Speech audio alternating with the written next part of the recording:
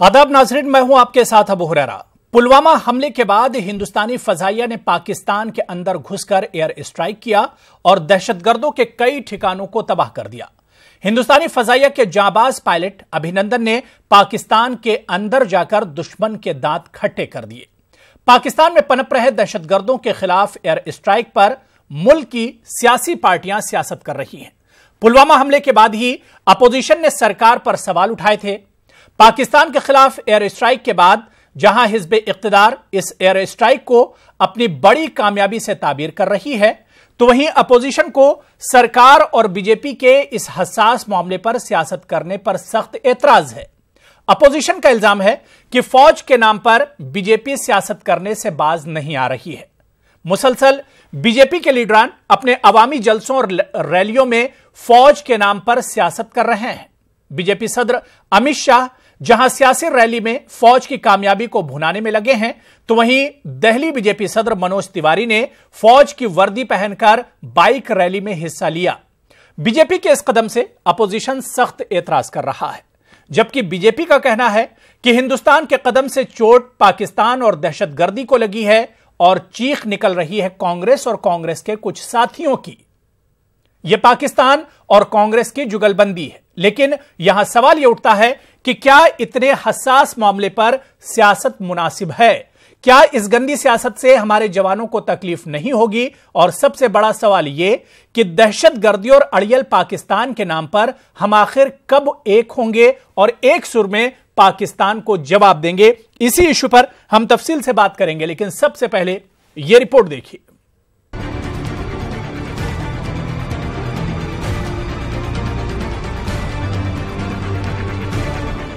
पुलवामा हमले के बाद हिंदुस्तानी फजाइया ने पाकिस्तान को मुंहतोड़ जवाब दिया, लेकिन पुलवामा हमले के बाद जो सियासत शुरू हुई थी, इसमें अब तेजी आ गई है। पाकिस्तान पर एयर स्ट्राइक को सियासी पार्टियां अपने अपने नजरिए से देख रही हैं। जहां हिज़्ब इक़्तिदार इसे सरकार की जीत और बड़ी कामयाबी से ताबीर कर रही है, वहीं अपोजिशन पार्टियां इस मामले पर सरकार के जरिए सियासत पर बरहम है। अपोजिशन का इल्जाम है कि फौज के नाम पर बीजेपी सियासत करने से बाज नहीं आ रही। मुसलसल बीजेपी के लीडरान अपने अवामी जलसों और रैलियों में फौज के नाम पर सियासत कर रहे हैं। दिल्ली बीजेपी के सदर मनोज तिवारी ने फौजी वर्दी पहनकर बीजेपी की मोटरसाइकिल रैली को हरी झंडी दिखाई। बीजेपी की मोटरसाइकिल रैली में मनोज तिवारी के फौजी वर्दी पहनने पर अपोजिशन ने सख्त एतराज जाहिर किया है। अपोजिशन ने इनके इस अमल के लिए सख्त मजम्मत की है। अपोजिशन ने कहा कि फौज के नाम पर सियासत करना शर्मनाक है। दूसरी जानिब कांग्रेस लीडर जितेंद्र सिंह ने भारतीय जनता पार्टी पर फौज की कार्रवाई को अपनी कामयाबी बताकर आवाम के जज्बात का फायदा उठाने का इल्जाम लगाया। इनका कहना है कि वो अपनी कमजोरियों को छुपाने के लिए मुल्क को गुमराह कर रही है। उन्होंने कहा कि कांग्रेस के इक़्तिदार में ऐसी सर्जिकल स्ट्राइक होती रही थी, लेकिन बीजेपी फौज की कार्रवाई को अपनी कामयाबी बताकर मुल्क के अवाम के जज्बात से फायदा उठाना चाहती है। भारतीय जनता पार्टी के अध्यक्ष कहते हैं कि 250 लोग मारे गए, तो श्री अमित शाह जी से पूछना चाहिए कि जब भारत सरकार अधिकृत तौर पर यह कह रही है कि इसका अनुमान लगाना मुश्किल है कि कितने लोग मारे गए, तो ये जो 250 का आंकड़ा है, ये 250 का आंकड़ा कहाँ से आता है? और फिर वो भाजपा के अध्यक्ष हैं दिल्ली के श्री मनोज तिवारी, वो फौज की वर्दी डाल के प्रचार प्रसार कर रहे हैं। तो इससे घिनौना एयर स्ट्राइक्स का, हवाई हमलों का राजनीतिकरण नहीं हो सकता। बीजेपी का कहना है कि कांग्रेस इस हसास मामले पर सवाल उठाकर सियासत कर रही है। मरकजी वजीर मुख्तार अब्बास नकवी ने कांग्रेस के बयान पर सख्त एतराज जताया है। उन्होंने कहा कि हिंदुस्तान के कदम से चोट लगी है दहशतगर्दी और पाकिस्तान को, और चीख निकल रही है कांग्रेस और कांग्रेस के कुछ साथियों की। आज पूरा मुल्क हमारे जवानों की बहादुरी को सलाम कर रहा है, तो कांग्रेस पार्टी सवाल कर रही है, ये पाकिस्तान और कांग्रेस की जुगलबंदी है। चोट लगी है आतंकवादियों की, अलगाववादियों की, पाकिस्तान को, और चीख निकल रही है कांग्रेस और कांग्रेस के कुछ साथियों की। ये अजीब सी स्थिति है। आज जब पूरा देश हमारे सुरक्षा बलों के शौर्य पराक्रम को नतमस्तक होकर सलाम कर रहा हो, प्रधानमंत्री नरेंद्र मोदी जी की देश की सुरक्षा के प्रति मजबूत राष्ट्रवादी इच्छा शक्ति का स्वागत कर रहा हो, तो कांग्रेस पार्टी उस सवाल कर रही है, उधर पाकिस्तान सवाल कर रहा है, इधर कांग्रेस पार्टी सवाल कर रही है। अजीब सी जुगलबंदी दिखाई पड़ रही है।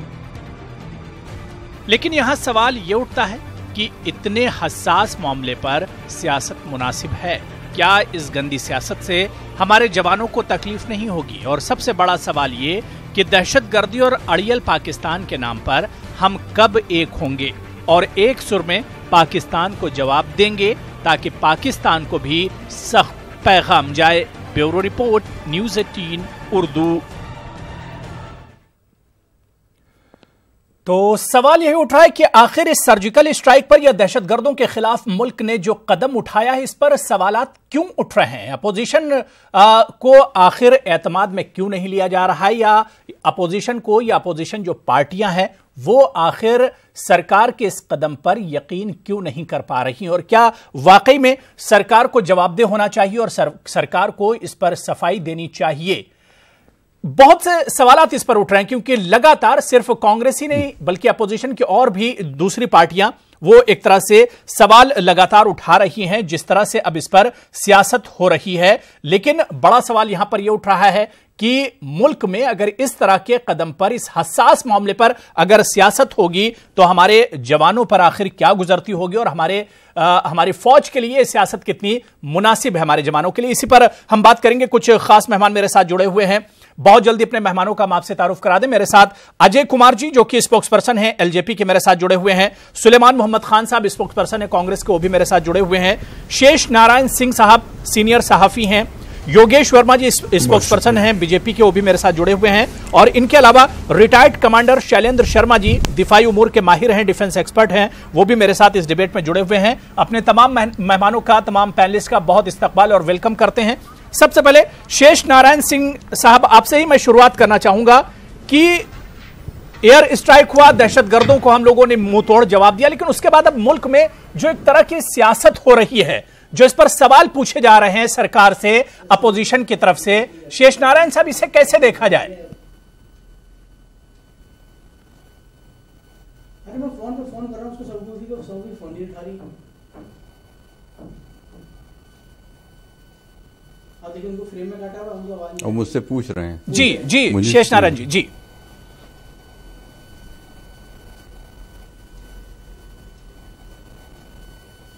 शेष नारायण जी, आप तक मेरी आवाज आ रही है?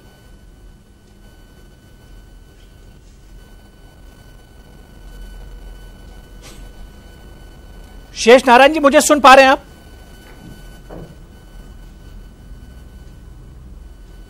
लग रहा है कुछ तकनीकी खराबी है जिसकी वजह से शेष नारायण जी मुझे सुन नहीं पा रहे हैं। मैं सीधे योगेश वर्मा जी आपके पास आना चाहूंगा कि लगातार एयर स्ट्राइक के बाद जिस तरह से पाकिस्तान को हम लोगों ने करारा जवाब दिया, उसी के जबान में एक तरह से हम लोगों ने जवाब दिया पाकिस्तान को, लेकिन उसके बाद मुल्क में अपोजिशन पार्टियां, कांग्रेस के अलावा जो दूसरी अपोजिशन पार्टियां लगातार सरकार के इस कदम पर सवाल उठा रही हैं। योगेश जी, देखिए, एक बहुत बड़ी पाक परस्त लॉबी जी, जिसके सरगना सिद्धू है, मणिशंकर अय्यर और भी कई कांग्रेस के और अन्य नेता जो लगातार पाकिस्तान के फेवर में रहे हैं। आपको शायद याद होगा कि जब गुजरात के चुनाव अंतिम टप्पे में थे, उस दिन भी ये सारी की सारी कांग्रेस के नेता और पाकिस्तान हाई कमीशन को जाकर के मिले थे। कितने दिनों से कांग्रेस के नेता ये पाकिस्तान के लोगों को भड़काने में लगे थे कि आप और पाकिस्तान और कांग्रेस मिलके इस देश में नरेंद्र मोदी को हटा सकते हैं, आप हमारी मदद करो। इस वक्त कांग्रेस एक ऐसे दो राह पे है जो पाकिस्तान का सहारा लेके और नरेंद्र मोदी को हटाना चाहती है, हमारे माननीय प्रधानमंत्री को हटाना चाहती है। ऐसी विडंबना आज तक इस देश में कभी नहीं हुई कि कांग्रेस इतनी कमजोर हो गई कि एक और कन्हैया कुमार, एक और सिद्धू, इनके बलबूते पर यह अपनी सारी राजनीति कर रही है, पाकिस्तान के बलबूते पर राजनीति कर रही है। वो उल्टा सवाल सेना से पूछ रही है। इनके दिल्ली के जो कांग्रेस के मुख्यमंत्री शीला दीक्षित के बेटे संदीप दीक्षित, उसने कहा कि ये देश की मिलिट्री ये गुंडों की तरह बिहेव कर रही है। और आप कांग्रेस के नेताओं का मिलिट्री के प्रति रवैया, सेना के प्रति रवैया एक भयानक शर्मनाक रहा है। तो मुझे लगता है कि इस वक्त इस देश में दो किस्म के लोग हैं। एक और प्रखर राष्ट्रवादी लोग हैं जो इस देश की सेना के साथ में है, और एक और पूरी पाक परस्त लॉबी है जो इस देश की राजनीति के द्वारा पाकिस्तान को फायदा पहुंचाने का और पाकिस्तान की रक्षा करने का काम ये कर रही है। चाहे फिर वो अलग अलग मीडिया पर्सन्स हो, चाहे पॉलिटिकल लोग हो, ये सारे की सारी एक पूरी लॉबी है जो एक्सपोज हो गई है। मैं तो बोलता हूं इस वक्त आपके चैनल में, आपके पास में कम से कम कांग्रेस के ऐसे 50 नेताओं के वीडियो टेप्स होंगे जिन्होंने पाकिस्तान के समर्थन में बातें कही है और नरेंद्र मोदी जी को सार्वजनिक रूप से ये गाली बकते हैं। तो एक ऐसी शर्मनाक, इस देश में विपक्ष में प्रधानमंत्री माननीय अटल बिहारी वाजपेयी भी रहे हुए हैं, पूर्व प्रधानमंत्री जॉर्ज फर्नांडिस जैसे कितने कितने शानदार लोग इस देश में विपक्ष में रहे हैं, जिन्होंने जब हिंदुस्तान का और चाइना का वॉर हुआ, पाकिस्तान का वॉर हुआ, तो इंदिरा गांधी जी को मैं आपका जवाब सुलेमान मोहम्मद खान से ले लेता हूं। कांग्रेस स्पोक्स पर्सन है जुड़े हुए मेरे साथ। सुलेमान मोहम्मद खान साहब, जो बात योगेश वर्मा कह रहे थे, हालांकि जो मेरा सवाल था उसका तो उन्होंने जवाब नहीं दिया, लेकिन जो बात योगेश वर्मा यहां पर कर रहे हैं, बहुत सेंसिटिव बात उन्होंने कही। उन्होंने कहा कि भाई कांग्रेस पाकिस्तान का सहारा ले रही है।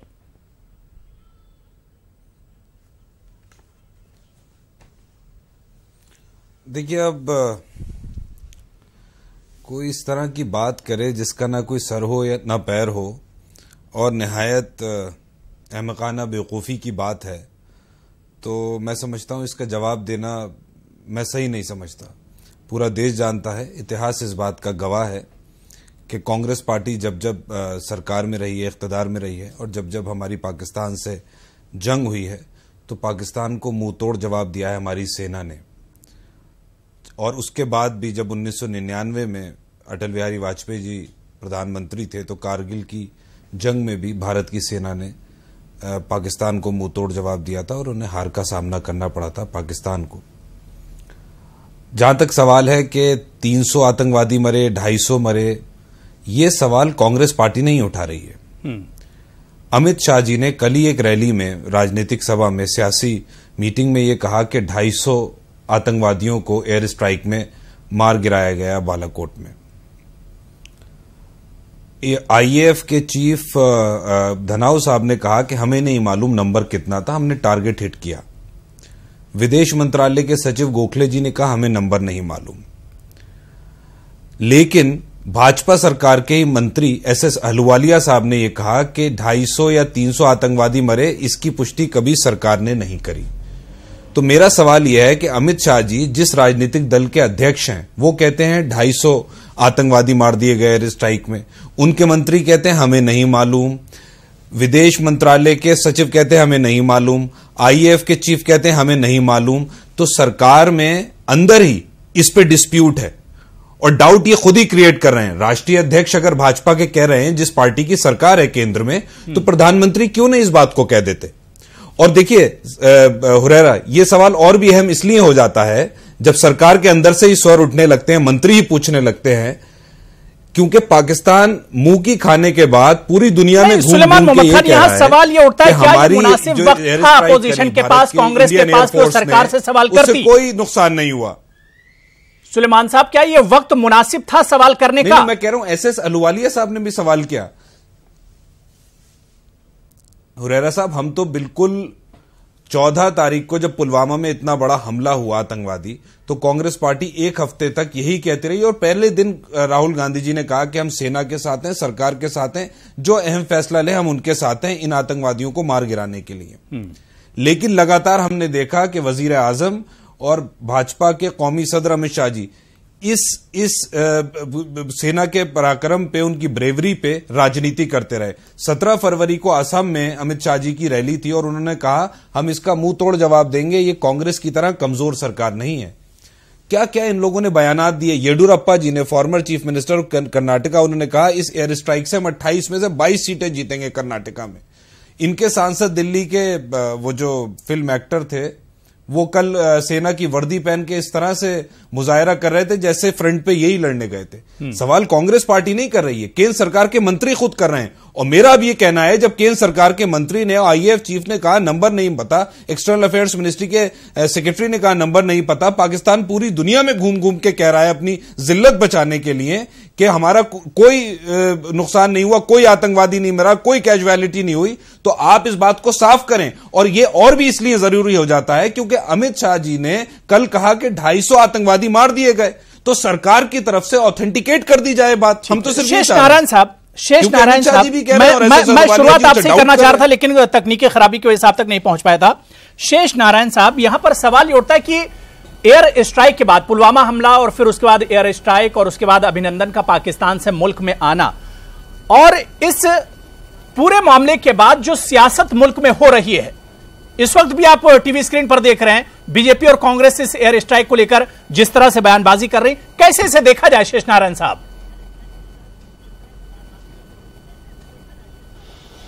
गैर जिम्मेदार है। कौन? ये दोनों जो बीजेपी जो है वो बिल्कुल गैर जिम्मेदार काम है कि आप वहां पे सियासत कर रहे हैं जहां पे कि सियासत नहीं करनी चाहिए। और ये कांग्रेस के प्रवक्ता साहब अभी फरमा रहे थे कि साहब हमने कहा हम फौज के साथ हैं। भाई फौज के साथ क्यों हैं आप?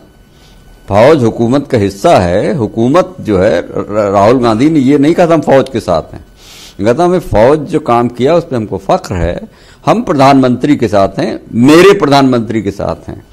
तो वो प्रधानमंत्री के साथ थे। ये भी और इसमें बीजेपी ने सियासत की, इसमें दो राय नहीं है, इन्होंने उसको किया। अभी नहीं, फौज के साथ नहीं कहा था राहुल गांधी ने, बेकार बात मत करिए, मैं उस प्रेस कॉन्फ्रेंस में था, आप नहीं थे वहां।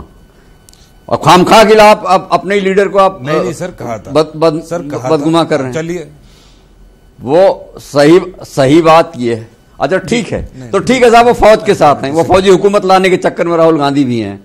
चलिए बहरहाल, लेकिन अब ये जो बीजेपी का कल परसों भैया शेष नारायण जी पूरी बात सुनिए। मैंने कहा कि सरकार के साथ हैं, राहुल गांधी जी ने कहा फौज के साथ हैं, दोनों बात सुनिए।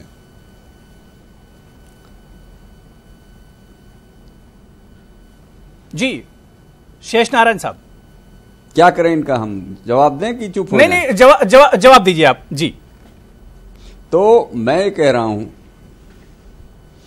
हाँ, तो इनको समझाइए कि बेअदबी न करें।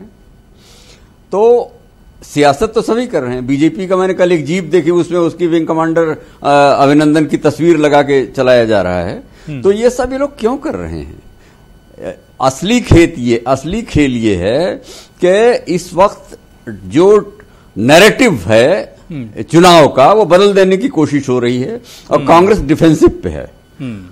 बीजेपी के सामने यह है कि फौज ने जो कुछ भी किया या नहीं किया, अब नंबर्स पे बहस शुरू हो गई है। नंबर पे मैं तीनों प्रेस ब्रीफिंग्स में था। विजय गोखले फॉरेन सेक्रेटरी ने जो बात कही, उन्होंने कोई नंबर नहीं बताया। उसके अगले दिन रवीश कुमार ने कोई नंबर नहीं बताया और तीसरे दिन भी कोई नंबर नहीं बताया गया। तो सवाल यह है कि नंबर कहां से आया? और अगर ऐसी इतनी बड़ी बात हुई है और हमने बुलंदियां जीती हैं, तो ममता बनर्जी सवाल कर रही हैं, तो उसका जवाब दे दिया जाए, क्या दिक्कत है? और ये आप सबसे जरूरी बात है कि फौज पर तो कोई सवाल उठा ही नहीं रहा। सही, क्योंकि सवाल उठाया जा रहा सीधा सीधा बीजेपी की नीयत पे। तो बीजेपी पे लाजिम है कि वो उस अपने आप को they should come clear of it. बिल्कुल कि भैया ठीक है, तुम लोग जो बात कर रहे हो गैर जिम्मेदाराना है और हमने ये, अगर हमने वहां कैसे पता लगा कि फौज ने किसी को मारा, वो सब्जेक्ट ही नहीं है, उस विषय पर तो कोई बात ही नहीं कर रहा है। नंबर्स की बात केवल हमने मीडिया टीवी चैनलों में चलाया, वो गैर जिम्मेदाराना बात है, वो नहीं करना चाहिए था। क्योंकि सरकार, देखिए, जब जंग की सूरत हाल पैदा हो, जंग नहीं है लेकिन एक झगड़ा हो रहा है, तो उस वक्त ये फर्ज है, एथिक्स है जर्नलिज्म का, कि जो सरकार बयान देगी, जो ऑफिशियल बयान आएगा, चाहे आर्मी के स्पोक्समैन का, चाहे गवर्नमेंट के स्पोक्समैन का, वही माना जाएगा। किसी सियासी जमात की बात नहीं मानी जाएगी। तो सबसे बड़ी गलती करने वाले टीवी चैनल हैं, जिन्होंने कि पहले कहां से पता लगा भैया, सुबह सुबह 300 चलाना शुरू कर दिया था इन लोगों ने। तो कुछ लोग जो आर्मी फटीक पहन के टेलीविजन चैनलों में बैठे हैं भैया, उनको अपनी बिरादरी को, मेरे दोस्त, हम लोग जिम्मेवार मानते हैं। और ये सियासतदान तो सियासत करेंगे। और बीजेपी के सामने चुनाव जीतने का चैलेंज है, कांग्रेस के सामने उसको गलत झूठा साबित करने का चैलेंज है। लोग लगे हुए हैं अपना। अजय कुमार जी, क्या वाकई में एयर स्ट्राइक के बाद जिस तरह की अब सियासत हो रही है, यहां पर अब चुनाव का एक नैरेटिव एक तरह से सेट किया जा रहा है, नजर चुनाव पर है, देखिए, देश में चुनाव आएंगे और चुनाव जाएंगे। इको है। आज भाजपा शासन में है, कल कांग्रेस शासन में हो सकती है। मैं बहुत विनम्रता के साथ इस देश के विपक्षी दलों से यह कहना चाहता हूं कि आप पाकिस्तान का मोहरा न बने। यह लड़ाई हिंदुस्तान और पाकिस्तान की नहीं है, यह लड़ाई भारत इस वक्त आतंकवाद के खिलाफ जो लड़ाई है उसका नेतृत्व कर रहा है। पूरा विश्व भारत के साथ है। यह लड़ाई इस्लाम के रक्षा की लड़ाई है जिसका नेतृत्व भारत कर रहा है। इस्लाम को बचाने की लड़ाई भारत नेतृत्व कर रहा है। इसलिए ऑर्गेनाइजेशन ऑफ अजय कुमार जी भारत सियासत तो सरकार भी किनारे करके अजय कुमार साहब सियासत तो सरकार की तरफ से भी हो रही है। जो फौजी शहीद हुए उनकी शहादत पर सियासत की जा रही है। ये सियासत मोदी साहब चूरू में रैली करते हो, वहां पर शहीदों के पोस्टर लगाए जाते हैं, साथ दे रहे हैं और आप इस्लाम को बदनाम करने की साजिश में शामिल हैं। और माफ कीजिएगा मान्यवर, आप कांग्रेस के प्रवक्ता को लाश गिनने की इजाजत के लिए जितना एयर टाइम वेस्ट कर रहे हैं उसका क्या औचित्य है? सवाल यह है कि भारत ने आतंकवाद पर पुरजोर हमला किया या नहीं। सवाल यह है कि इस्लाम को सही परिप्रेक्ष्य में रखने के लिए नरेंद्र मोदी की सरकार काम कर रही है कि नहीं। सवाल ये अजय कुमार जी, शायद आपने शेष नारायण सिंह जी को अगर कायदे से सुन लिया होता। शेष नारायण सिंह को आपने शायद कायदे से सुना नहीं। कोई गलती नहीं है। बहुत अच्छी उन्होंने बात कही कि चुनाव का मौका और सब सियासी फायदा उठाना चाहते हैं। अजय कुमार जी, शेष नारायण सिंह को आपने कायदे से सुना नहीं। उन्होंने कहा कि चुनाव का मौका है और सब अपने अपने नजरिए से इस मौके को चुनावी फायदा उठाना चाह रहे हैं। एक तरह से आप लोग लड़ाई को सही परिप्रेक्ष्य में रखें और उसी परिप्रेक्ष्य में देखने का काम करें। अजय कुमार जी, सवाल यहां पर उठ रहा है, ठीक है, अपोजिशन अगर सवाल कर रहा है तो उसका जवाब तो सरकार को देना चाहिए। अपोजिशन क्या सवाल कर रहा है? माननीय ममता जी ने पूछा कितने किलो का बम था, कितने घंटे में उठाया गया। कल को वो ये भी पूछेंगे कि बम किस तकनीक से बना था, बम में क्या क्या लगा था। तो देश के पास और कोई काम नहीं है, सरकार के पास कोई और काम नहीं है। आप बताइए मुझे किस किस सवालों का जवाब दें। क्या पता सवाल का जवाब तो मनोज तिवारी जो फौज की वर्दी पहनकर रैली में जा रहे हैं उसका भी जवाब बनता है। अमित शाह जी 250 जो दहशतगर्द मारे जाने की बात करें उस पर भी सवाल बनता है। सवाल बहुत से हैं, लेकिन मेरे कहने का मतलब यह कि सियासत नहीं होनी चाहिए इतने सेंसिटिव इशू पर। अजय कुमार जी, इतने सेंसिटिव इशू पर, हसास मामले पर सियासत नहीं होनी चाहिए। और आपका ये इल्जाम लगाना कि बीजेपी या कांग्रेस के प्रवक्ता को ज्यादा वक्त दे रहे हैं, ये बिल्कुल गलत है। ये बिल्कुल गलत है अजय कुमार जी। मैंने अजय कुमार साहब, ये लड़ाई दो लड़ाई है, मिलिट्री की लड़ाई और इंटरनेशनल डिप्लोमेसी की लड़ाई। इसी वजह से मैं कह रहा हूं कि इस पर सियासत नहीं होनी चाहिए। स्वागत करता हूं कि इस पर, मैं इसी वजह से कह रहा हूं कि इस पर सियासत नहीं होनी चाहिए। ठीक है, मैं कमांडर शैलेंद्र जी आपके पास आना चाहूंगा। काम कर रहे हैं कमांडर शैलेंद्र जी, जिस तरह से एयर स्ट्राइक के बाद अब मुल्क में पॉलिटिकल पार्टियां आपस में सियासत कर रही हैं, बयानबाजियों का दौर है, कैसे देखा जाए मुल्क की फौज पर या जवानों पर इसका कैसा असर पड़ता होगा? कमांडर शैलेंद्र जी।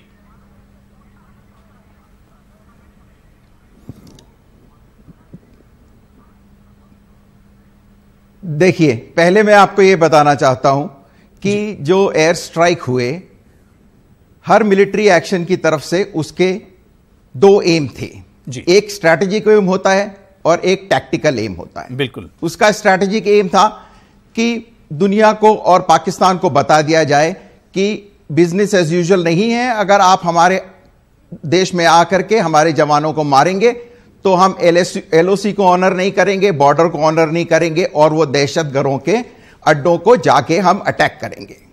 तो उसमें तो कोई क्वेश्चन नहीं है, वो पूरी दुनिया ने मान लिया है। तो वो हमने अटैक, अपना स्ट्रैटेजिक एम मिल गया हमको। सही।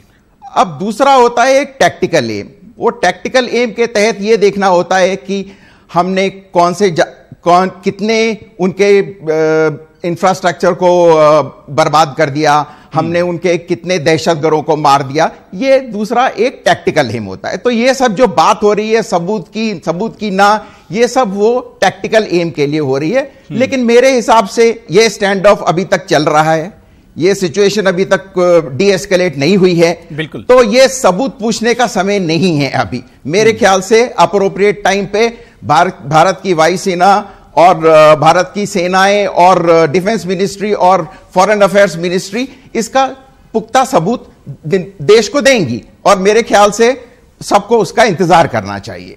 बिल्कुल। शैलेंद्र जी, कमांडर शैलेंद्र जी, मैं ये समझना चाह रहा था कि इस तरह की जब पॉलिटिक्स होती है तो इसका असर हमारी फौज पर, हमारे जवानों पर किस तरह का सरहद है जब मुल्क में इस तरह की सियासत हो रही है? एक तरफ हमारे जवान सरहद पर अपनी जानों की कुर्बानियां दे रहे हैं और मुल्क में इस तरह की सियासत हो रही है।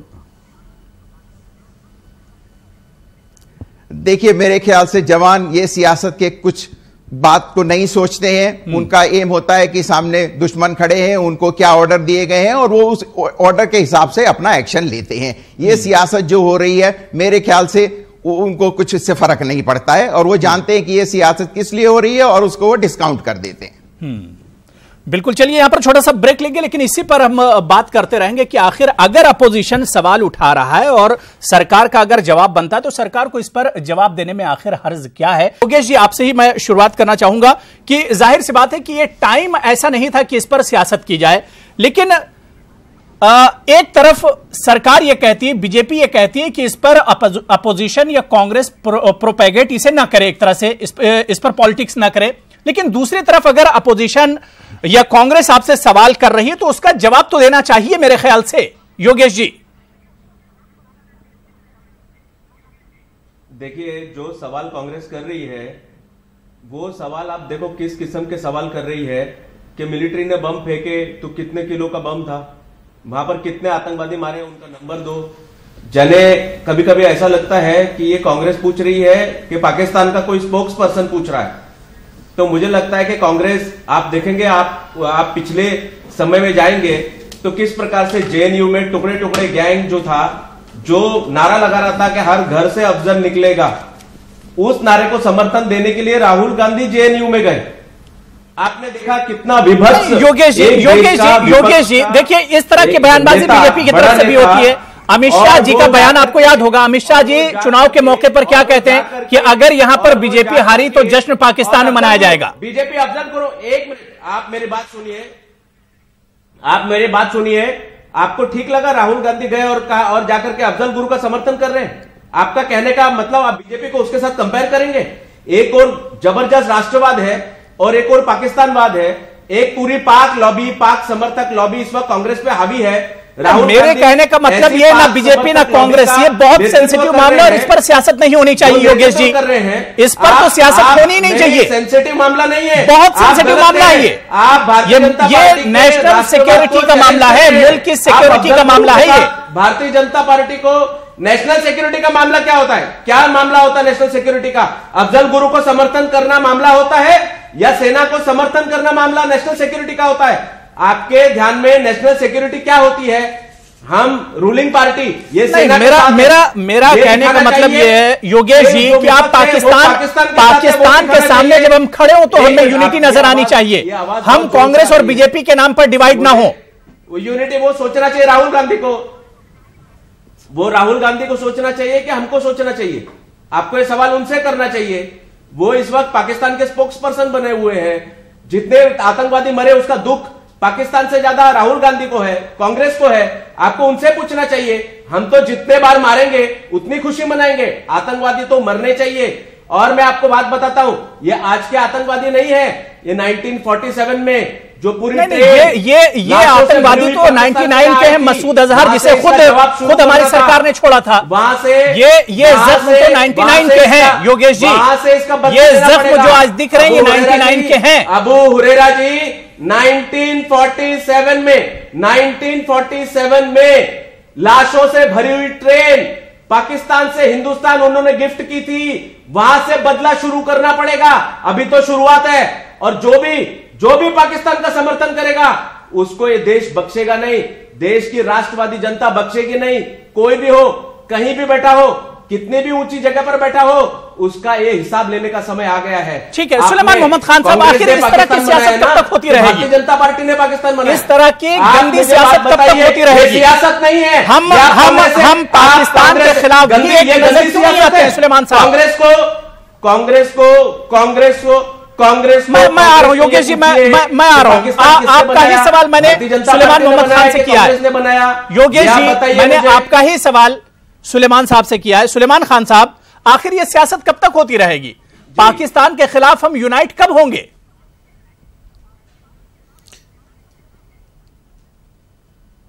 देखिए, ये तो हुरैरा बहुत ही, मतलब मैं समझता हूं सवाल ही गलत है।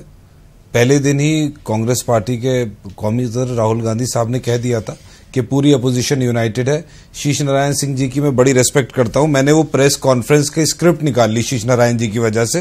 पहले ही पैराग्राफ में उन्होंने कहा, no matter how hard people try, this country and the entire opposition are going to stand together, we are going to stand with our jawans and we are going to stand with the government.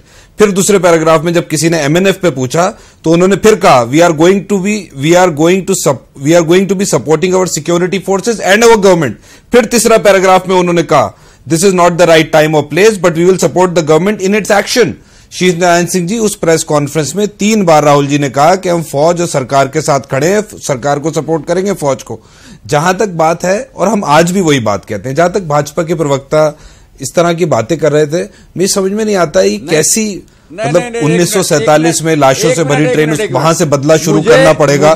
तो मुझे एक minute कांग्रेसी बाबू, नहीं सुनिए सुन लीजिए जी, एक minute जी बताइए, जी बताइए साबित करने के लिए, नहीं सुनिए, शुक्रिया। नहीं, मैंने गलत बयानी की, मैं शर्मिंदा हूं, मैं माफी मांगता हूं और मैं आपसे मैं आपको गलत नहीं साबित कि साहब मुझे माफ कर दीजिए, जिंदगी बख्श दीजिए। सुनिए आप, अरे एक मिनट सुनिए, एक मिनट सुनिए। अब पूरी बात ऐसी बात नहीं है ना, मुझे आपकी कदर है, मैं आपको पूरी बात सुनिए, बता रहा हूं। अरे पूरी बात सुनिए, मुझे ऐसी कोई बात पूरी बात। अब आप सुनिए, आपने जो बात की है उसमें जवाब बनता है। नहीं सुनिए, आप अगर ये कह रहे हैं कि हम सरकार के साथ हैं और फौज के साथ हैं, तो निहायत ही गैर जिम्मेदाराना बयान है। हम सरकार के साथ हैं और फौज सरकार का ही हिस्सा है। आप कह रहे हैं कि अगर राहुल गांधी ने यह कहा है कि हम सरकार और फौज को अलग अलग सपोर्ट करते हैं, तो राहुल गांधी निहायत ही गैर जिम्मेदार और एकदम बेकार के नेता हैं। आप सरकार से फौज को अलग करने की यही तो सारी मुसीबत है, पाकिस्तान यही तो चाहता है, और आप सरकार को और फौज को अलग अलग कर रहे हैं। जाइए, फिर खुदा खैर करे आपकी, लेकिन ये बहुत निहायत गैरमार रवैया। नहीं, ये बात करिए, हमसे क्या मतलब? क्लैरिटी से बात कही जाती है। आप लोग जो चाहिए करिए, देश को तबाह करिए। के लोगों को आप देखिए, सरकार को अलग करेंगे हुकूमत से, फौज को हुकूमत से अलग करेंगे। अरे भाई, निहायत ही बेहुदा एटीट्यूड है ये, कुछ मत बताइए आप मुझे। अरे भाई, आप ये बहुत गलत एटीट्यूड है। नहीं, आप ये क्या बात कर रहे हैं? अलग करेंगे आप, अरे क्या मतलब, ये ऐसे बात नहीं होती है। बात तो सुनिए, आपको बताएंगे, अपना इम्पोज करेंगे अपनी बात। क्या बात करते हैं आप? मैं आपकी कदर कर रहा हूं, आपको बता रहा हूं। पहले आपने कहा सरकार की बात नहीं करिए, मैंने आपको एविडेंस दे दिया कि बात कहिए। अब आप कह रहे हैं अलग कर रहे हैं, क्या बात कहते हैं आप? शेष नारायण जी, मैं आ रहा हूं, मैं आपके पास आ रहा हूं। आपसे मैं कदर की भीख नहीं मांग रहा हूं, आपसे मैं भीख नहीं मांग रहा हूं। आप सीनियर हैं, इसका अलग से बात करो, की बात मानी जाएगी। ये नहीं, ये कह रहे हैं, नहीं, आप ये बात मत करिए मेरी। आपने ये बात क्या तमीज से बात करो? आप बोले चले जा रहे हो, तमीज से बात करो। मैं आप जनाब करके बात कर रहे हैं, आप मेरे अध्यक्ष को ये कह रहे हैं, क्या बात करते हैं आप? हमने बिल्कुल साफ बात कही। आपने कहा सरकार का नाम नहीं लिया, मैंने कहा राहुल गांधी ने 3 बार सरकार की बात करी। आप मेरे अध्यक्ष को कुछ भी बोलेंगे और मुझसे कहेंगे सरकार की बात। सीनियर है, इसका ये मतलब नहीं कुछ भी बोलेंगे, जो बात कही गई है वो कही जाएगी। ठीक है, डिबेट पर हम आ जाते हैं। सुलेमान साहब डिबेट पर आ जाते हैं। राहुल गांधी जी ने कहा कि हम सरकार के साथ हैं, डिबेट पर आते हैं। आप कौन होते हैं बताने वाले? हमारे पास बार-बार कहिए, आपका ओपिनियन क्या रखता है? सुलेमान साहब, राहुल गांधी जी को डिबेट पर लौट कर आते हैं। और जहाँ तक भाजपा के प्रवक्ते की बात है, आपसे मुझे कोई इज्जत नहीं चाहिए। ना, ठीक है, शेष नारायण इज्जत नहीं चाहिए। शेष नारायण, नहीं, मुझे कोई जरूरत नहीं है। आप मुझे बार-बार इस तरह से, अगर आप पर्सनली लेंगे, मैंने आपको जवाब दिया। आपने पहले रोका, मैंने आपको प्रेस लिंक बता दी कि सरकार का 3 बार नाम लिया। बढ़ा लेते हैं डिबेट को, आगे बढ़ा लेते हैं। आपको स्क्रिप्ट भेज दूंगा मैं पूरी। नहीं ठीक है सुलेमान साहब जी। और जहां तक हुरैरा साहब भाजपा के प्रवक्ता की बात है, लाशों से बड़ी ट्रेन आ गई, इन्होंने समर्थन है, राहुल गांधी गए अफजल गुरु को सपोर्ट किया। कहां पर किया भाई? झूठ की कोई इंतहा होती है? एक किसी आदमी पे आपने सेडिशन लगाया, उसमें 3 साल तक आप चार्जशीट नहीं फाइल कर पाए। चुनाव से पहले आपने चार्जशीट फाइल करी। हर बार आपको चुनाव में मदद करने पाकिस्तान आता है। बिहार चुनाव में आपने कहा अमित शाह जी ने कि अगर बीजेपी चुनाव हार गई तो पाकिस्तान में पटाखा। अरे प्लीज झूठ मत बोलिए, ऐसा कोई आपने वीडियो देखिए। इस पे आज डिबेट नहीं है, लेकिन आपको आज झूठ बता रहा हूं मैं। कौन पाकिस्तान के साथ कारोबार करता है, कौन पाकिस्तान जाके वहां के प्रधानमंत्री से गले मिलता है, ये सबको मालूम है। हमें सफाई देने की जरूरत नहीं है। और इस देश को आज तक एकत्रित जमा करके यूनाइटेड कांग्रेस पार्टी ने रखा है। आपने ऐसा माहौल पैदा कर दिया है कि देश में बंटवारे का माहौल, आपने जहनों को बांट दिया लोगों को। चारों ओर फैला के रखा मैं आपके बीच में नहीं बोला था, मैं सिर्फ अपना जवाब दे रहा हूं। इस वक्त कांग्रेस उसी प्रकार से सरकार के साथ है, जैसे पाकिस्तान जो है वो टेररिस्टों के खिलाफ है, वैसे ही कांग्रेस सरकार के साथ बदला लेना पड़ेगा। तो 5 साल से क्यों नहीं आपने बदला लिया भाई? देखिए हम बीच में नहीं बोले थे, आप बोलते रहिए। नहीं अभी तो शुरुआत की है, अभी पाकिस्तान से तो शुरुआत की है। सन 47 का अब ये लोग पाकिस्तान को बख्शेंगे नहीं। 1 महीने पहले चुनाव से 1 महीने पहले शुरुआत करी आपने। 5 साल से शुरुआत नहीं करी जा रही थी आपसे। 5 साल से पाकिस्तान को बचा रही है। बात हुई, पहले कांग्रेस ने पाकिस्तान बनाया, कांग्रेस ने पाकिस्तान बनाया। करते नहीं है। मैं बताता हूं कांग्रेस ने पाकिस्तान बनाया कि नहीं बनाया। योगेश जी मैं फिर योगेश जी मैं आऊंगा आपके पास। योगेश जी मैं आऊंगा। सुलेमान जी आपकी भी मेरे ख्याल से बात हो गई। मैं शेष नारायण साहब, बड़ा सवाल जो उठता है, बड़ी मायूसी होती है इस तरह की पॉलिटिक्स देखकर। शेष नारायण साहब, आखिर मुल्क में एक सियासी इत्तेफाक़ी राय कब पैदा होगी? और खासतौर से इस तरह के जब बड़े हसास मामले होते हैं, नेशनल सिक्योरिटी का मामला होता है, कोई हसासियत नजर नहीं आती। शेष नारायण साहब, कोई इत्तेफाक़ी राय नहीं होता है। बहुत बुरा वक्त चल रहा है साहब, बहुत बुरा वक्त चल रहा है। हम देख रहे हैं कि रूलिंग पार्टी भी फौज को आगे करके सारी बातें कर रही है। सही। तमाम जनरल्स की बात, फौज की बात सर्वोपरि रहे। फौज हुकूमत के अंदर है, हुकूमत का हुक्म मानने के लिए फौज का जिम्मा है। डिसीजन पॉलिटिकल होता है। टेररिज्म के खिलाफ स्ट्राइक करने का फैसला हुकूमत का था, पॉलिटिकल फैसला था, और वो पॉलिटिकल फैसला वहां इंप्लीमेंट किया गया। आज हम देख रहे हैं कि बीजेपी वाले फौज को आगे करके चलते हैं।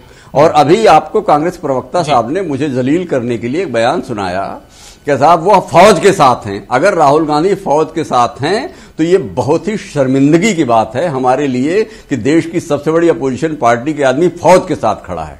वो प्रधानमंत्री के साथ खड़े हैं, इसकी तो हम इज्जत करते हैं। और चूंकि डिटेल्स जो है सारे इंटेलिजेंस उनके पास है। हमारी ठीक है, नहीं इसको चुप कराइए, इनको चुप कराइए, पूरी सेंटेंस बोलने दे। बार बार अगर ये बात है, इनकी बात का मैंने जवाब दिया था। मैंने ये जवाब दिया था। इन्होंने कहा कि सरकार को सपोर्ट जाहिर नहीं किया। आदमी मुझे बोलने क्यों नहीं दे रहा? आदमी मुझे बोलने क्यों नहीं दे रहा? ठीक है सुलेमान साहब, डिबेट पर। ठीक है शेष नारायण साहब, शेष नारायण साहब, जो आदमी मुझे बोलने क्यों नहीं दे रहा है साहब? नहीं ठीक है सुलेमान, शेष नारायण साहब, एक जुमला और मेरा पूरा हो जाएगा। जी। मैं कह रहा हूं कि हुकूमत के पास सारे डिटेल्स होते हैं, वो उसको पूरे देश ने जिम्मा दिया है, अपोजिशन उसको सपोर्ट करता है। बांग्लादेश की लड़ाई में जनसंघ ने अटल बिहारी वाजपेयी, इंदिरा गांधी को सपोर्ट किया था। अब डिटेल्स क्या है, उस डिटेल को पब्लिक डोमेन में नहीं लाया जा सकता, सिक्योरिटी रीजंस होते हैं। लेकिन हम ये कहें कि जो फौज ने किया है उसको हम सपोर्ट करते हैं, या फौज के नाम पे हम क्या नाम इनका, वो दिल्ली वाला जो लीडर है वो फौजी पोशाक पहनकर ड्रामा कर रहा है। तो ये सब निहायत गैर जिम्मेदार लोग हैं, लेकिन अब इनको कौन समझाए? सही, बिल्कुल। अजय कुमार साहब, जो बात शेष नारायण जी ने कही कि भाई फौज के नाम पर सियासत हो रही है, ये तो बहुत शर्मिंदगी की बात है। आज हमारे जवानों के नाम पर, जो हमारी रक्षा करते हैं, हिफाजत करते हैं, उनके नाम पर सियासत हो रही है। इतने बुरे दिन आ गए हैं। देखिए, मैंने आपसे पहले ही कहा जी, सियासत किसी भी तरफ से देश की संप्रभुता और राष्ट्रीय सुरक्षा पे हो रही है तो वो गलत है। बिल्कुल। लेकिन आपको यह याद रखना पड़ेगा कि इस देश के विपक्ष ने देश के सवाल पर हमेशा सकारात्मक भूमिका निभाने की काम किया है। मैंने आपको 1971 का उदाहरण दिया कि कैसे अटल बिहारी वाजपेयी ने इंदिरा गांधी के साथ खड़े होकर उनको दुर्गा का अवतार किया था। आज विपक्ष की वह सच्चाई सामने नहीं आ रही है। जब हम कहते हैं ये घबराए हुए हैं, लोकतंत्र में अंतिम फैसला जनता का होता है और हमने बुलेट की जंग जीती है और हम बैलेट की भी जंग जीतेंगे। जब गीदड़ को मौत आती है तो वह पाकिस्तान की तरफ भागता है। इनसे कह दीजिए कि ये पाकिस्तान नहीं अजय कुमार जी, मैं ये कह रहा हूं ठीक है, पाकिस्तान को करारा जवाब दिया गया है, करारा जवाब दिया गया। हमारी फौज की को एक तरह से शाबाशी दी जानी चाहिए, लेकिन अब जो कदम उठाया गया उसको आप चुनाव में लेकर जा रहे हैं, ये तो बहुत शर्मनाक है। देखिए आप फौजी वर्दी पहनकर रैली अपनी कर रहे हैं, आपके स्टेज पर शहीद जवानों के पोस्टर लगाए जाते हैं। नारायण जी कह रहे हैं, अबू हुरैरा जी आप कह रहे हैं फौज को शाबाशी दी जानी चाहिए। शाबाशी पॉलिटिकल विल का है, शाबाशी इस देश के नेतृत्व का है। यही फौज थी, यही हमला होते थे। आखिर क्यों नहीं ये फौज तब यह कार्रवाई कर पाती थी? यह पॉलिटिकल विल का सवाल है, यह इस देश के नेतृत्व का सवाल है। सेना को हमेशा सलाम था और सलाम रहेगा। आप भी अपने स्टेटमेंट को ठीक करें। यह सरकार ने यह कार्रवाई की है क्योंकि यह सवाल आतंकवाद और इस्लाम को सही परिप्रेक्ष्य में विश्व के सामने रखने का है। सेना कल भी वही थी और सेना आज भी वही रहेगी और आने वाले दिन में सियासत तो कम से कम फौज के नाम पे नहीं होनी चाहिए अजय कुमार जी। सेना पे गर्व है अजय कुमार जी, फौज के नाम पर वोट नहीं मांगने चाहिए, सम्मान सरकार को दिया जाना चाहिए। इसमें किसी एक पार्टी को मैं जिम्मेदार नहीं मान रहा हूं, इसमें सभी पार्टियां जिम्मेदार हैं। फौज के नाम पर वोट तो नहीं मांगने चाहिए। मैंने आपसे पहले कहा कि अगर इस देश में देश के सुरक्षा और संप्रभुता पे राजनीति हो रही है, वो चाहे किसी की तरफ से है, वो गलत है। लेकिन यह वक्त नहीं है कि आप उसको मुद्दा बनाकर पाकिस्तान और आतंकवाद के खिलाफ जो भारत ने जंग छेड़ा है उसको कमजोर करने का काम करें। भाजपा ने खंडन किया है येदियुरप्पा के विमान का, निंदा की है और कार्रवाई करने की बात की है। इसलिए इसको मसला ना बनाएं। चलिए कम से कम इतनी गलती तो मानी आपने, येदियुरप्पा का कम से कम आपने नाम तो ले लिया, इतनी गलती तो आपने मानी। आप मीडिया के हैं, आप सहाफी हैं। मैं आपसे कहना चाहता हूं अबू हुरैरा जी, मैं आपसे कहना चाहता हूं कि ऐ सहाफी, अगर तुमने छोड़ दी कलम की पूजा तो ये कफन बेचने वाले वतन को बेच देंगे। ठीक है कमांडर शैलेंद्र जी, एक चीज मैं आपसे समझना चाहता हूं कि जब जब इस एयर स्ट्राइक की या सर्जिकल स्ट्राइक की बात होती है तो बार बार यह सवाल उठता है और कांग्रेस की तरफ से सफाई होती है कि भाई कांग्रेस के दौर में भी इस तरह की एयर स्ट्राइक्स होती रही लेकिन उनका ढिंढोरा नहीं पीटा जाता था। आप बहुत तजुर्बेकार हैं कमांडर शैलेंद्र जी, बहुत आपने मुल्क की खिदमत की है। क्या वाकई में इससे पहले भी एयर स्ट्राइक इस तरह से सरहद पर होते रहे हैं या सर्जिकल स्ट्राइक इस तरह होती रही हैं? नहीं, मेरे ख्याल से जो कांग्रेस बोल रही है वो गलत है। इस तरीके के एयर स्ट्राइक्स पहले कभी नहीं करे गए हैं जी। जब कारगिल की लड़ाई हुई थी तब भी ऑर्डर ये थे कि आप एलओसी के अंदर रहेंगे और एलओसी के बाहर जाके स्ट्राइक करना ये पहली बार हुआ है और एलओसी ही नहीं बॉर्डर को भी क्रॉस करके स्ट्राइक करा है। मैं एक और बात बताना चाहता हूं, जैसे कि शेष नारायण सिंह जी ने कहा कि देखिए ये जो डिसीजन है एयर स्ट्राइक करने का, ये एक पॉलिटिकल डिसीजन है और पॉलिटिकल डिसीजन भी इट इज टेकन अपने हाईएस्ट लेवल में, मतलब प्राइम मिनिस्टर ने अपनी पॉलिटिकल विल दिखा करके ये डिसीजन लिया है। तो अगर ये कोई ना कहना चाहता है कि साहब फौज ने अपने आप कर दिया तो ये गलत है, क्योंकि फौज अपनी सिविल गवर्नमेंट के अंदर है और उनका एक आर्म है, जो वो लोग फाइनल डिसीजन करके करते हैं उसको फौज अपने बलबूते से जितना अच्छी तरीके से कर सकती है उसी तरीके से करती है। जैसे कि उसके बाद में गवर्नमेंट के अंदर इंटेलिजेंस भी है, गवर्नमेंट के अंदर फॉरेन मिनिस्ट्री भी है जो अपना डिप्लोमेटिक प्रेशर डालेंगे, तो मतलब सब तरीके का प्रेशर डालते हैं। तो किसी का फौज को अलग करके गवर्नमेंट से देखना मेरे ख्याल से यह गलत बात होगी। और यह भी एक बात है कि अगर पॉलिटिकल डिसीजन किसी ने लिया है तो अगर अच्छा हो गया तो क्रेडिट उसी को जाएगा, और अगर खराब हो गया तो डिस्क्रेडिट भी उसी को जाएगा। यह बात सब सियासी पार्टियों को समझ लेनी चाहिए। ये इसके ऊपर सियासत नहीं करना चाहिए कि साहब फौज ने ये करा, प्रूफ दिखाओ। मेरे ख्याल से यह समय नहीं है। सब पार्टियों को, फौज को यह बताना चाहिए कि आपने बहुत अच्छा काम करा, और उसके बाद में फिर यह नहीं बोलना चाहिए कि साहब ये हो जाएगा, वो हो जाएगा। सिर्फ यह स्टेटमेंट देना चाहिए गवर्नमेंट को कि हम जो भारत के लिए अच्छा है वो कर रहे हैं, और फौजी और अदर जो बाकी ऑपोजिशन पार्टीज हैं उनको बोलना चाहिए कि हम अपने गवर्नमेंट के साथ में हैं। मेरे ख्याल से बस यहां पे ये खत्म हो जाना चाहिए। ठीक है अजय कुमार जी, आप कुछ रिएक्शन देना चाह रहे हैं? 30 सेकंड। मैं बार बार यही कह रहा हूं जी कि इस देश के राष्ट्रभक्तों का सम्मान करो और उनको धर्म के नाम पर बांटने का काम मत करो। यह लड़ाई हिंदुस्तान और पाकिस्तान से ज्यादा बड़ी लड़ाई है। यह आतंकवाद के खिलाफ है। यह लड़ाई इस्लाम को उस गलत चेहरा के साथ शेष नारायण जी, जिस शेष नारायण साहब और उस शेष नारायण साहब अजय कुमार जी जिस लड़ाई पर जोर दे रहे हैं, और अब सवाल ये उठता है कि इस तरह से अगर हम बटे रहेंगे तो इस लड़ाई से मुकाबला हम कैसे करेंगे शेष नारायण साहब? नहीं, इस्लाम कहां से आ गया भाई? इस्लाम तो टेररिज्म को नहीं करता। इस्लाम से जो टेररिज्म है अगर वो तो इस्लाम का एवरेशन है। वो कलाम पाक में किसी भी हदीस में के नेतृत्व में इस्लाम नहीं, देखिए किसी दहशतगर्दी को किसी मजहब से नहीं जोड़ा जा सकता। अजय कुमार जी, हमला अजय कुमार जी, इस्लाम का लीडर किसी मजहब से जोड़ा जा सकता है। मतलब हो गया है इस्लाम का लीडर अजय कुमार जी के बाद वहाँ कोई अजय कुमार अपने बयान को वापस लीजिए। अजय कुमार जी, दहशतगर्दी को कोई मजहब सपोर्ट नहीं करता है, किसी मजहब का दहशतगर्दी से ताल्लुक नहीं है। अपने बयान को वापस लीजिए अजय कुमार। ये आप बिल्कुल सही फरमा रहे हैं, लेकिन आज पूरी दुनिया में क्या इस्लाम का क्या ठीक है अजय कुमार जी, 26/11 का ठीक है शेष नारायण साहब, पाकिस्तान के खिलाफ लड़ाई और उसको करारा जवाब देने की तो हम बात करते हैं, लेकिन हम यूनाइट नहीं हो पाते, एक नहीं हो पाते हैं, और इसका फायदा हम सियासत में भी उठाने की कोशिश करते हैं। देखिए जी, वही गलती होती है ना जी। एक तो बात बहुत क्लियर कैटेगोरिकल समझ लेने की जरूरत है कि अगर कोई मुसलमान है और टेररिस्ट है तो टेररिस्ट है इसलिए नहीं कि वो मुसलमान इसलिए टेररिस्ट है। अगर कोई हिंदू है और टेररिस्ट है तो वो टेररिस्ट है इसलिए नहीं कि हिंदू टेररिस्ट है।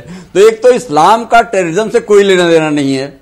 इस्लाम में भयानक टेररिज्म फैलाया था यजीद ने, और लाखों के फौज लेकर टूट पड़ा था, और 72 लोगों ने उसका जवाब दिया था क्योंकि अंदर से वो मजबूत थे और वो लाखों पे भारी पड़े थे। इसने ये टर्म्स कॉइन किए हैं, तो इसलिए नहीं हिंदू आतंकवाद अपना बयान वापस लीजिए। दहशतगर्दी का कोई मजहब नहीं होता है। दहशतगर्द ये देखकर नहीं वार करते हैं कि सामने वाला कौन है। बिल्कुल, लेकिन और नॉर्वे में जिस आदमी नॉर्वे में इस्लामिक आतंकवाद, अच्छा आतंकवाद, मैं अजय कुमार जी यही कह रहा हूं कि आज सिर्फ यूनाइट होने की जरूरत है। हमको आपस में एक होना चाहिए, नजरियाती तौर पर भी और पार्टी सतह पर भी हमको एक होना पड़ेगा। जब इस तरह के मसाइल आएंगे, पाकिस्तान का जब सामना होगा, दहशतगर्दी का सामना करना होगा, तो हम सबको मिलकर सामने आना होगा। बहुत बहुत शुक्रिया अजय कुमार जी, सुलेमान मोहम्मद खान साहब, शेष नारायण सिंह जी, योगेश वर्मा, रिटायर्ड कमांडर शैलेंद्र शर्मा, सभी का बहुत बहुत शुक्रिया मेरे साथ प्राइम डिबेट में जुड़ने के लिए। आदाब।